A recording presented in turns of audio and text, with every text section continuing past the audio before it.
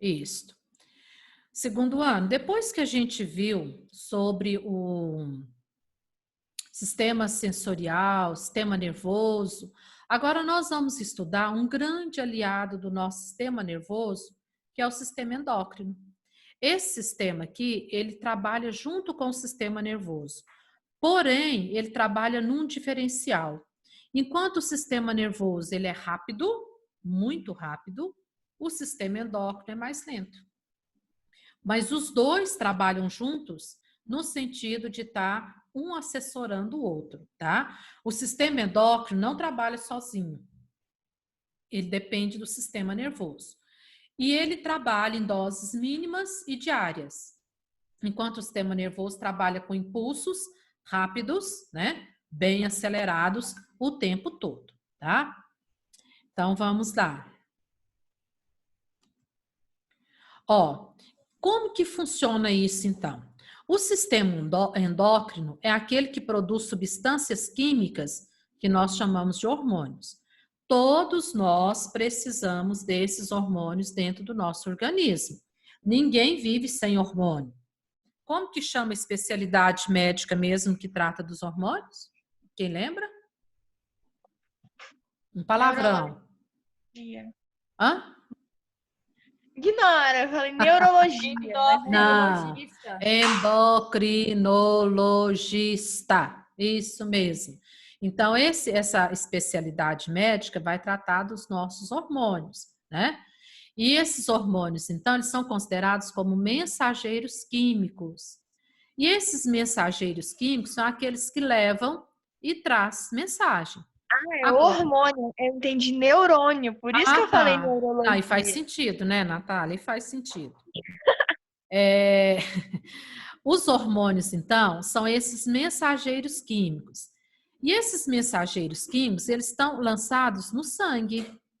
A glândula produz o hormônio, lança o hormônio no sangue, e no sangue, esse hormônio vai atuar onde é necessário. Agora vamos lá, segundo ano, vamos puxar algumas gavetinhas aqui. Se o hormônio é lançado no sangue, e no sangue, o sangue passeia dos pés à cabeça, nosso corpo inteiro. Como que o hormônio vai saber onde ele vai parar para ele atuar? Ó, ele vai estimular ou inibir a atividade dos órgãos específicos. Mas como que ele vai fazer isso? Como que ele vai saber que é aqui que ele tem que ficar ou que é lá que ele tem que ir? Como será que faz esse processo? Alguém arrisca? Na verdade, os hormônios, eles têm composição química proteica, proteína. Então, dentro dessa composição química de proteína, proteína trabalha no sentido de encaixe. E aí sim, esses hormônios passeiam no sangue, onde ele encaixa naquele órgão, que ele encaixa, as moléculas dele encaixam com o órgão, ele sabe, é aqui que eu vou ficar, é aqui que eu vou atuar, tá? Então, vocês vão lembrar disso. São mensageiros químicos lançados no sangue pelas glândulas endócrinas que lançam a sua substância no sangue. Lançado no sangue, ele vai chegar nos órgãos, ele vai saber que é o órgão que ele vai trabalhar, porque encaixa com as suas moléculas, tá? Gente, só um minutinho, por favor. Betânia, o feijão lá se desligou? Então, esse hormônio, então, no sangue, ele vai chegar no órgão. O órgão que ele vai chegar é chamado de órgão-alvo, ou seja, é o órgão de ataque, tá? Que ele vai atacar.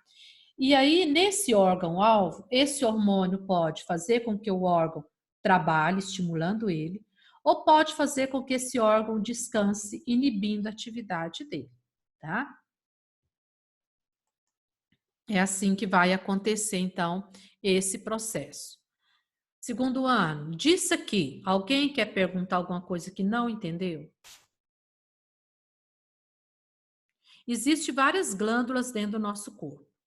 As glândulas endócrinas são aquelas que produzem a secreção chamada hormônio. E esse hormônio só pode cair no sangue.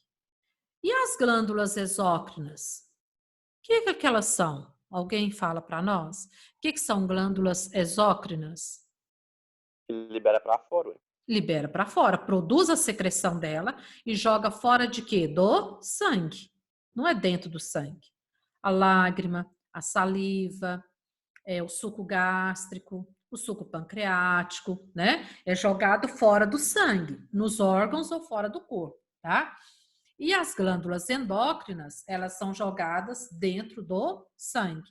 O sangue passeia, leva esse hormônio para todos os órgãos.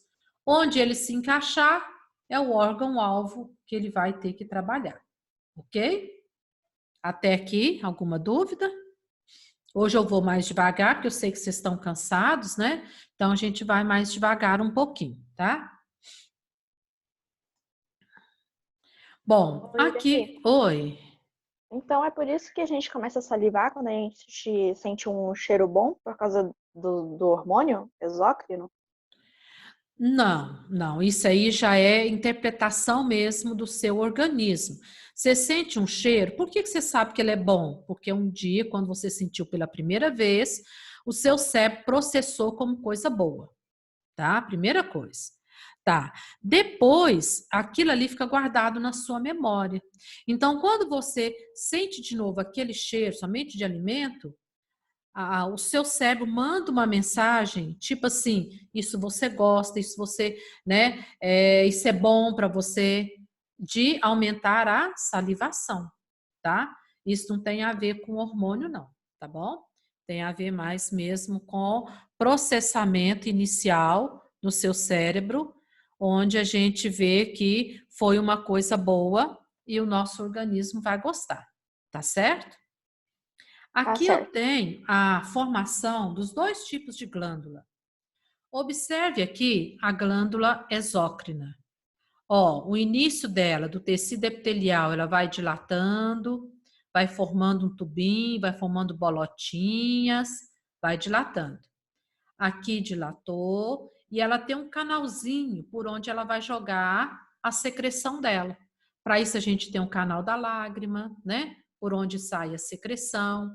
Então, o pâncreas tem um canal colédoco, onde ele vai lançar a secreção dele no intestino. Então, a glândula exócrina, ela possui esse canal para jogar a secreção dela fora. Por isso é chamado de exócrina. A glândula endócrina, observe vocês que ela não tem canal, mas ela é envolvida pelos capilares sanguíneos, ó. Os capilares sanguíneos, então, envolve essa glândula, né? E envolvendo essa glândula, o hormônio que essa glândula produzir, o sangue já pega aqui e já leva, né? Espalha por todo o organismo, tá? Gente, quando nós temos algum problema na glândula exócrina, é talvez mais fácil de resolver. Por exemplo, alguns bebezinhos, quando nascem, eles nascem com o canal da lágrima obstruído. Produz a lágrima, mas a lágrima não é liberada para o olho. Aí o que tem que fazer? Desobstruir o canalzinho da lágrima. O médico vai, meio que fura mesmo, ali limpa o canalzinho da lágrima e a lágrima vai sair, normalmente. Às vezes a pessoa pode ter, por exemplo, uma dificuldade em eliminar o suor, que está lá da glândula sudorípara, tem que eliminar o suor. Às vezes elimina com mais dificuldade, mas elimina. Agora, ter um problema a nível de glândula endócrina, ou um problema hormonal, vamos assim dizer, é mais complicado. Aí tem que fazer medicação, né? Controle. Então, o problema hormonal a nível dessas glândulas aqui é muito mais complexo do que um problema das glândulas exócrinas, né? Então, aqui é mais fácil de contornar, aqui já é mais complicado. Lógico que tem situações e tem situações.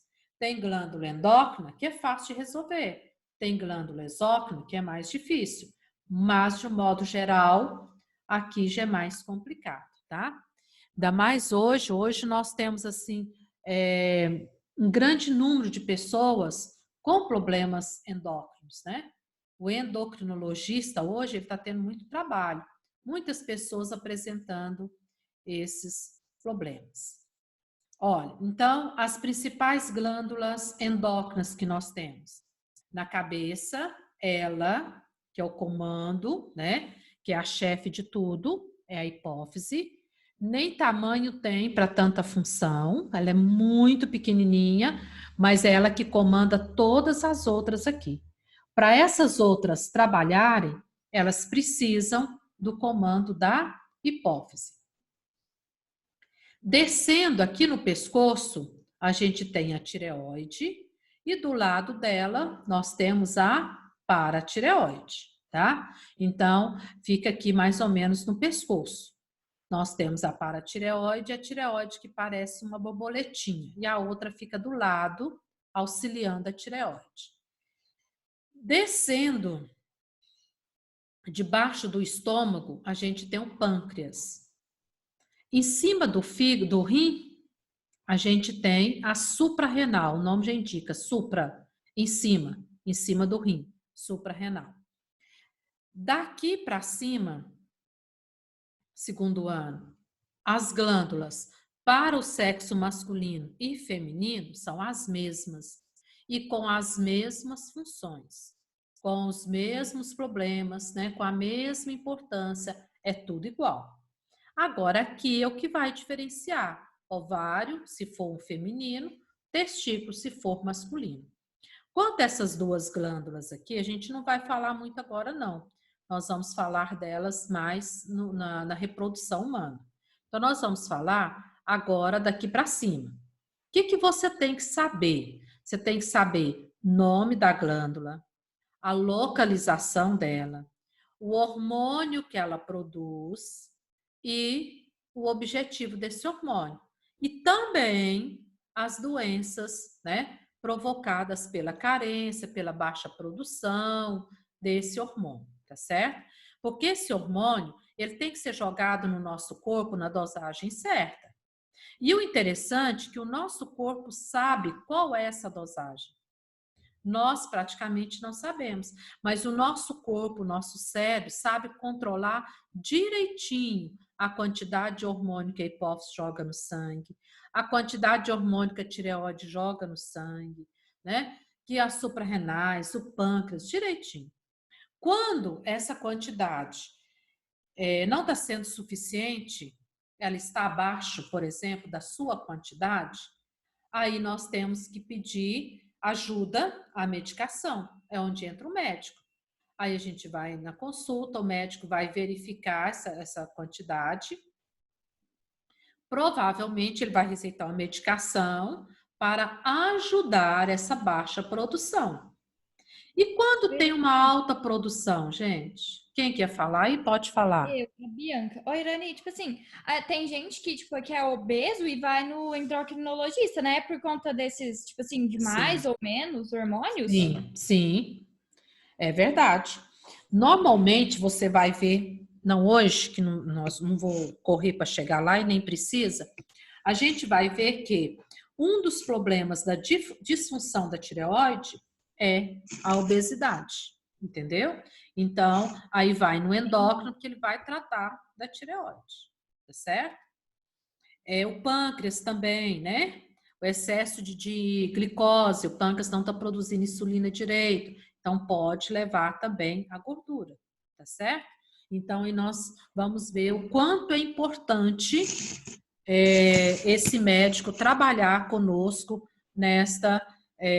nesses controles hormonais. E vocês vão perceber também o quanto é complicado. O que eu fico pensando? Nosso corpo sabe direitinho o quanto por dia de hormônio de cada glândula que joga no sangue. Quando isso nos falta, por exemplo, a tireoide. Às vezes uma pessoa tem um tumor na tireoide e tem que retirar. Mas o corpo não pode ficar sem um hormônio da tireoide. Aí o que acontece? A gente tem que tomar esse hormônio em forma de medicação. E aí é que está o problema. O nosso corpo sozinho, ele sabe da quantidade de gramas né, de miligramas desse hormônio que é jogado no sangue normalmente. Quando a gente vai tomar a medicação, o médico não sabe, ele vai arriscar uma medicação média. Por exemplo, você vai tomar um de 2 miligramas, ou você vai tomar um de 5 miligramas. E aí, vai fazendo o teste com o paciente. Normalmente, ele pega o que é médio. Se o que ele receitou está na faixa média, ainda não for suficiente, ele tem que receitar uma dosagem mais alta depois. Se o que ele receitou está demais, alterou, na próxima ele vai ter que diminuir essa dosagem. E aí vai até achar uma dosagem mais ou menos compatível. Gente, é muito complicado, tá? A mesma coisa o pâncreas, a questão da insulina. Se a pessoa está com baixa quantidade de insulina, né, no corpo, então ela vai ter que tomar uma medicação para ajudar nessa produção da insulina. E aí vai também todo o processo, né? O médico tem que saber qual é a medicação, qual é a dosagem, até chegar lá para acertar isso daí. Então, não é fácil, tá? Trabalhar dessa forma.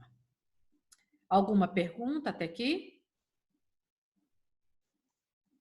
Ó, as Não, tô principais tranquilo. glândulas endócrinas humanas que você tem que saber: hipófise, a tireoide, a paratireoide, o pâncreas e as suprarrenais ou adrenais. Então, que está no rins. As glândulas sexuais, igual eu falei para vocês, nós vamos estudar detalhe delas, né? Depois, quando a gente for ver a reprodução. Então, você tem que saber o nome, localizar no desenho, que pode te dar um desenho, a seta, e perguntar, colocar nomes aqui, perguntar qual deles está correto, né? Então, você tem que saber localizar. Não é difícil, não é difícil. Cada um pode guardar do jeito que quiser. Na ordem, né, de cima para baixo, por exemplo, é o mais fácil que você tem para guardar, tá?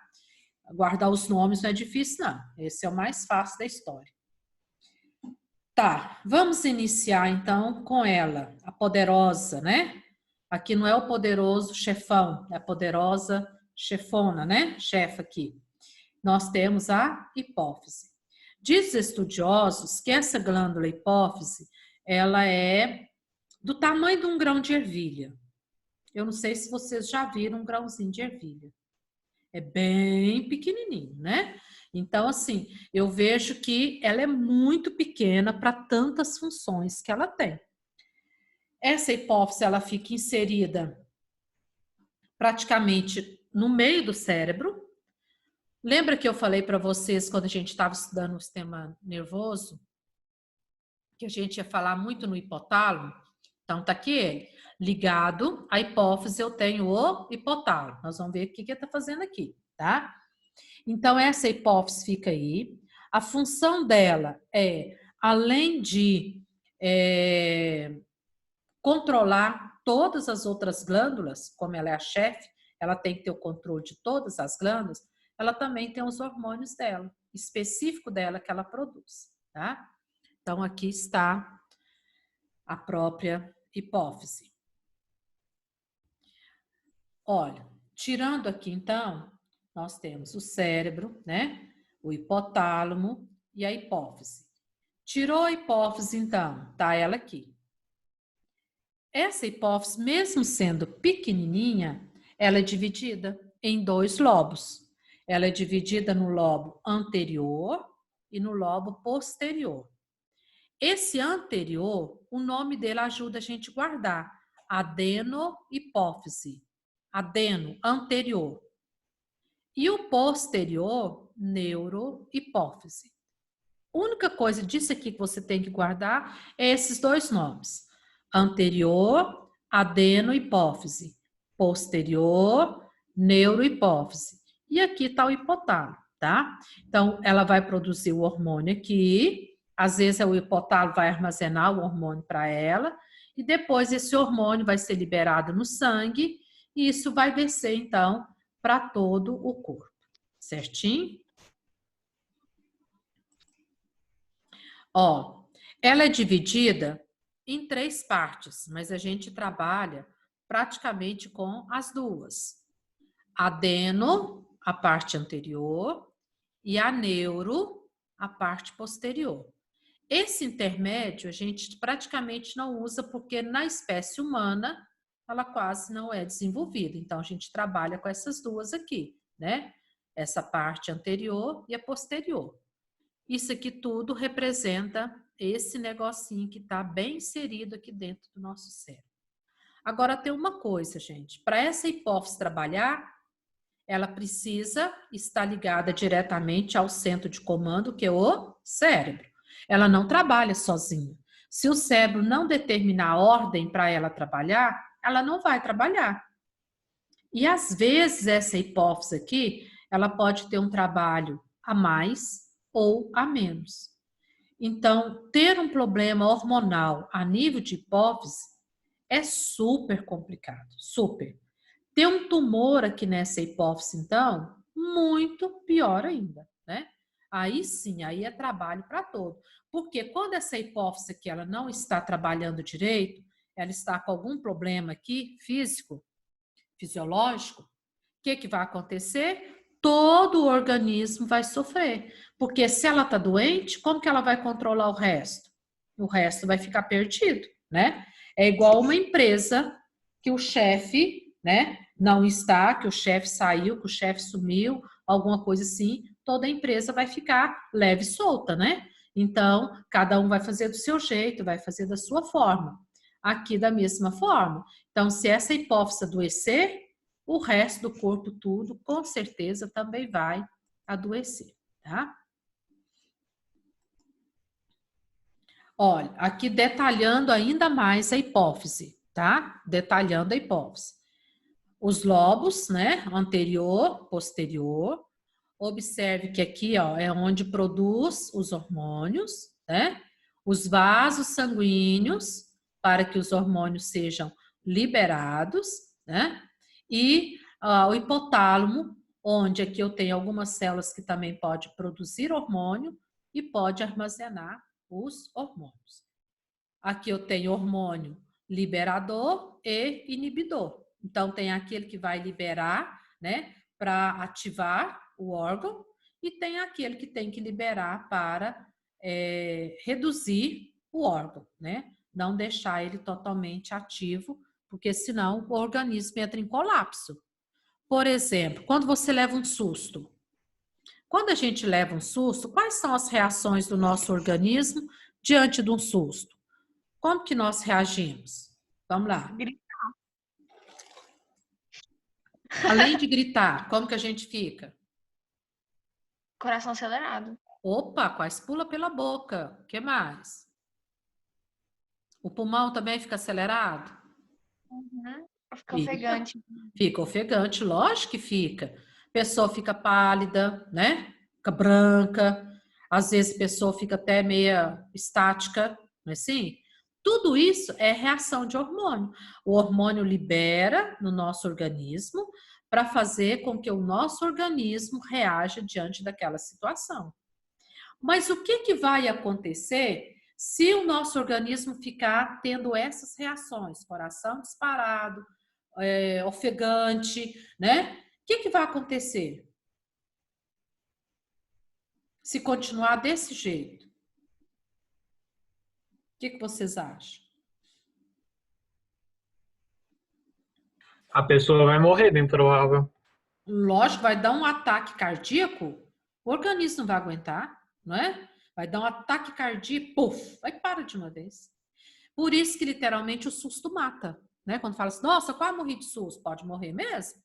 Porque se a pessoa já tem o coração mais fraco, está diante de um susto, a tendência é o coração disparar, o pulmão, isso é porque, nós vamos ver depois aí, porque o organismo precisa de energia, de oxigênio e glicose para reagir diante daquele susto. Mas normalmente você vai falar assim, mas isso é uma bobeira, normalmente a gente nem reage, a gente fica parado lá no meio do caminho, a gente não sabe se corre ou se fica, né? Mas a ideia não é essa, a ideia é você pular, sair correndo, gritar, sei lá, reagir, né? Mas depois que passa, o organismo tem que voltar à calma, ele tem que voltar ao normal.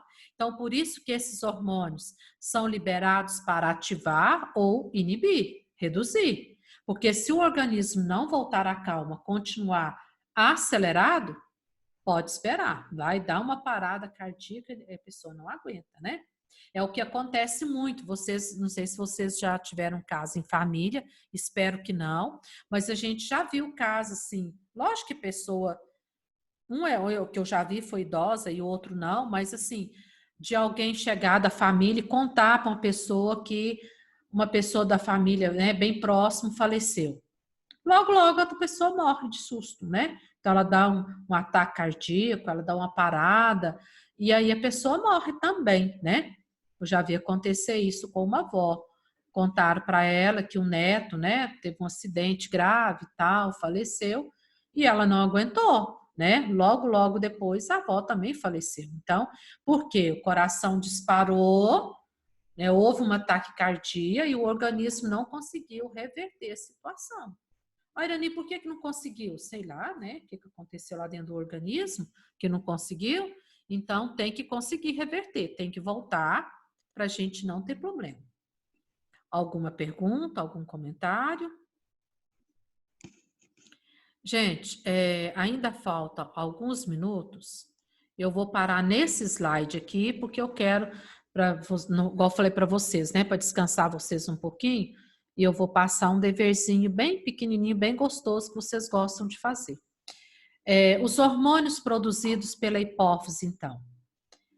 Existe o hormônio trófico e o hormônio não trófico.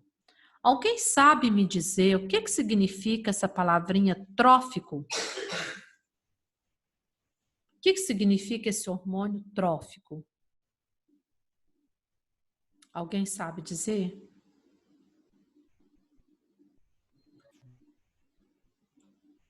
O Daniel respondeu aí no chat. Deixa eu ver o chat aqui. O Daniel falou alimentação. Oi, alimentação.